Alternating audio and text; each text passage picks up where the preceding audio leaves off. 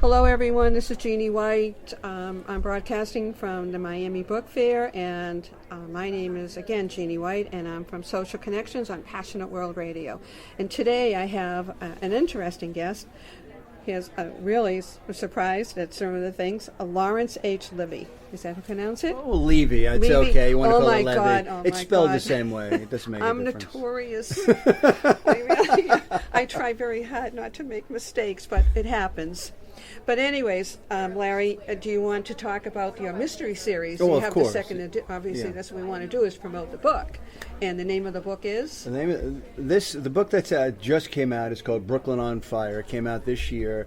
The first in the series came out last year, called Second Street Station. It's based on a real woman in the late 19th century by the name of Mary Handley. She was 24 years old, and the Brooklyn Police Department hired her to sleuth a high-profile murder when there were no policewomen back then. So I just found her a very fascinating character, and the first book I married her the murder mystery with Edison and Tesla and the fight over the electricity market and the early marketing of Coca-Cola, which had cocaine in it. Yeah, And I heard that. yes. It was like, oh my Lord. Yes, well, cocaine at that time was considered the wonder drug, the cure-all. Edison used it. Yeah. Queen Victoria used it. Yeah. Robert Louis Stevenson used it. Dr. Jekyll and Mr. Hyde They all used was a little bit like that. And it was, in fact, the most famous wine in the United States was a wine called, the best-selling wine was Vin Mariani, which was cocaine-laced. And John Pemberton, the guy who invented Coca-Cola, thought that Prohibition was coming. And he said, well, here's a soft drink to take the place of Vin Mariani. And that was his idea. It turned out to be right, but it didn't work for him, who was an addict himself. He was a morphine addict.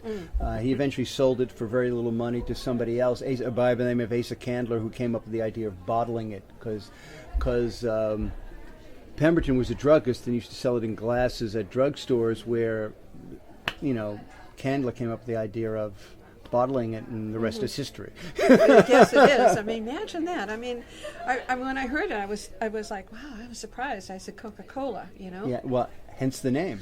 Yeah, Coke. But yeah. Yeah? Oh, God. But I mean, what happened in the early 20th century, they changed it. They took the cocaine out and put caffeine in. And because, by then everybody knew the harmful effects of cocaine. Yeah.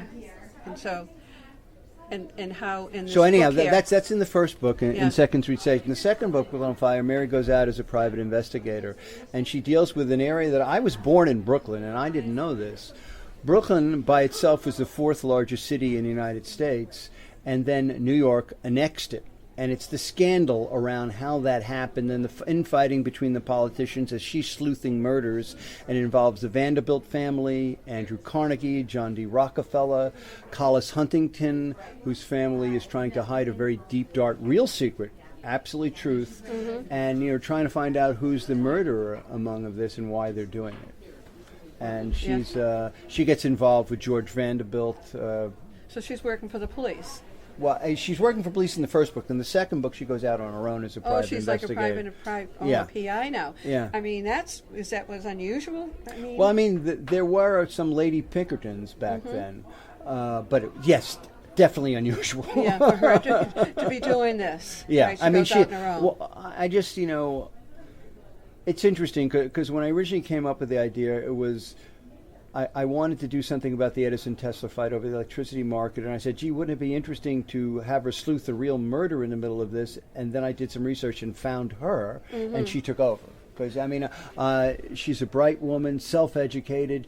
She was forced to work in the garment industry in a sweatshop until she got this gig, which was her dream become a detective. What era? Again? It's the first book's 1888, the second book is 1890. So this is sort of unheard of for a woman. It's the Gilded Age, yeah. That for women to be having a position like that. Oh, it's totally unheard Yeah. of. There were no policewomen, but there were not policewomen until the beginning of the 20th century.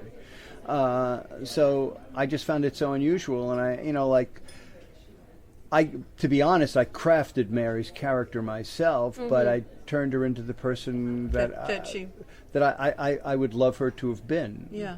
Very bright.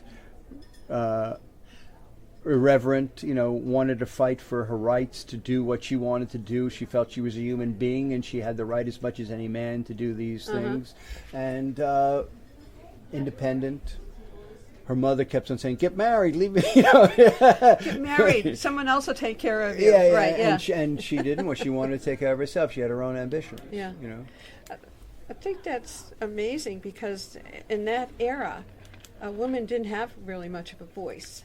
No, they didn't. I mean, they were possessions in a way. I mean, look, the women's movement had started by then, but they hadn't gotten the vote yet. There were a lot of things that hadn't happened by that time. Right, yeah. And they weren't. Most families did not want to educate the female. Yeah. Even in regular elementary school, some of them didn't go. They'd put them right to work. And they thought the only money in education was if you educated the male. Mm-hmm. And so that's why I made her self-educated. Wow. And the name of the book again, so people know? There are two books, Second Street Station and Brooklyn on Fire, both of them. And I'm just finishing the third. Right now it's a 4-book series. It may go on to be 10 for all I know, because we love writing them. Yeah. It's with Random House Crown Broadway Books. You can find it on Amazon, Barnes & Noble, everywhere. Everywhere they have it, right? Yeah, right. I mean, I was just talking to someone about Amazon. I buy it because it's delivered to the house. I mean, right, it makes it easier. Or if you have a Kindle or whatever, Yeah. And I always bring a lot into my Kindles here. Yeah. And but it just makes it easy. But I also try to go to the independent stores also. Right. I think they also need to be mentioned. Yes. So is there anything? Do you want anyone else to know about anything about you that you'd like more about people to know about you? Okay. Well, I think that would be. That's a good question. I like that. Yeah. Yeah. Most of my career, I've been a television writer, and I wrote for shows like Seinfeld, Roseanne, Facts of Life, Seventh Heaven, Saved by the Bell, Trapper John, M.D. You name it. That's what I did. That's how I made my living all these years. And I just recently came up with this idea for this novel. And I decided to write it, having never written a novel before, and it turned out wonderfully. I got a book agent in almost no time, and I had 4 publishing companies bidding for the book when I sold it. And obviously it's turned into a 4-book series now.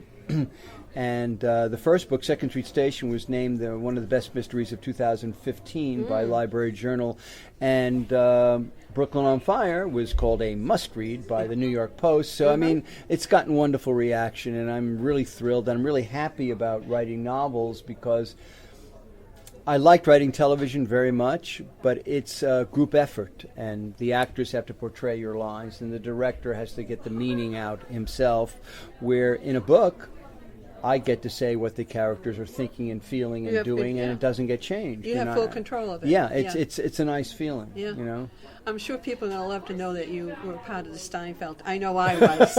Honest to God, I was thrilled because, it was something I watched. Well, Steinfeld was a great show. And it's like a cult. And, look, Larry David, who ran the show, was a very talented guy, very talented, and I loved working with him. Right, it's amazing. Is there anything else I've missed, Larry, to tell you or ask? Is there something else that you'd like the audience to hear or know? Yes? Go get the book. Buy the book, folks. He's going to tell you, buy the book. And I think that's important because that's, you're here to promote.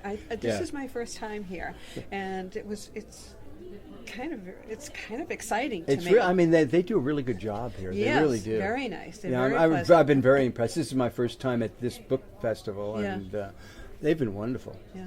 And do you live in New York also? I live in L.A. Oh, you live in L.A. I live in L.A. I've been in L.A. because I was a TV writer for all those years, and I was born in New York. I was born in Brooklyn, as a matter of fact. Yeah. Where the book series takes place. You always want to promote Second Street Station and Brooklyn on Fire. But do you ever think that to make a series out of this or no? Actually, yes. Warner Brothers optioned it to do a TV series, and at the moment, I decided not to go forward with it because at first they tell you everything, it's Hollywood. At first they tell you everything, well, you're going to do it exactly the way I want to do it.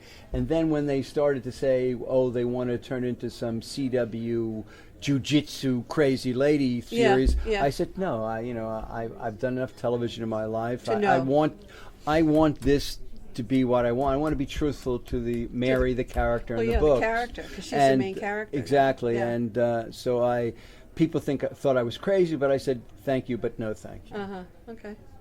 But I mean, that doesn't let it out in the future. I mean, it will eventually happen. But you could also do your own independent series. Right, but it will eventually happen. I really feel confident that it will. All right. So I guess I did okay. You did great. I hope so. I was very impressed. Good.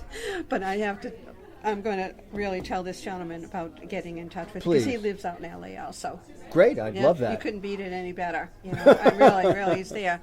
Well, is there anything you'd like to say to the audience? Goodbye, buy the book. Thanks for your time, buy the book, but most of all, thank you for your time. Thank you for listening. I appreciate it, really. Okay.